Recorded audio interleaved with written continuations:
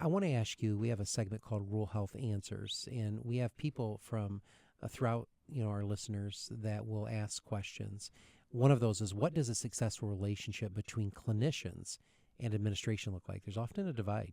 Yeah. Could you shed some light into that? What does a successful one look like? Not what does a dysfunctional one look like? Oh, yeah. But how do you build that? Because there's often a divide between what they call the bean counters and the clinicians. They don't understand what we do out here on the floor.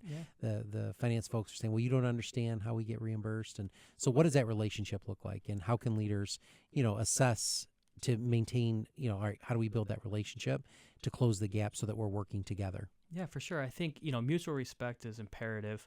I'm super blessed because I've been in both spaces. Like, I have a business degree and I have a nursing degree, so I can see it from both perspectives, and I can shed light on, simplifying the business of it and then also simplifying the care piece of it for the business folks. I think one of the things is, as a leader, I'm always like seeking to understand.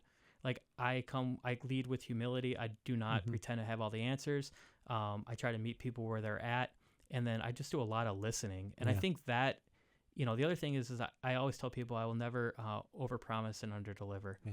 And so I'm really thoughtful and careful on that. I'll never make a promise I can't keep. Right. And so, I think those, when you do commit to something, you got to do it. You got to follow through. You got to follow through. And I think inherently everybody wants to do well. Everybody wants the same thing. Yeah. Those relationships take time. They do. And sometimes if you're like, I was fortunate enough to come into a really good culture, and we were able to go from good to great. I once read something that said culture change takes 7 to 12 years.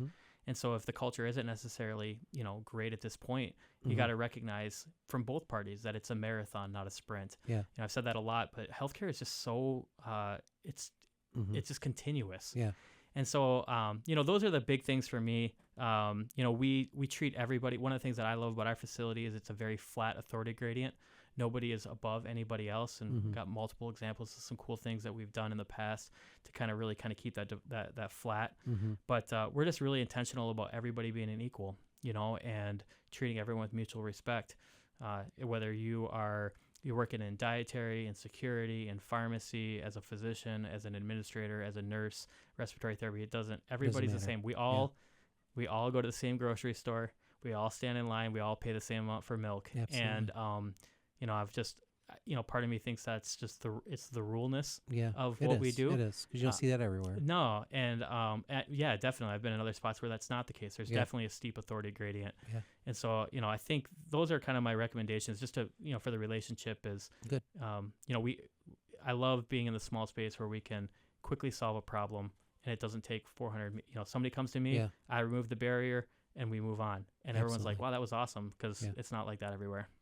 Well, keep up the great work. Thank you. We appreciate having you on the podcast today. Very insightful, very enlightening.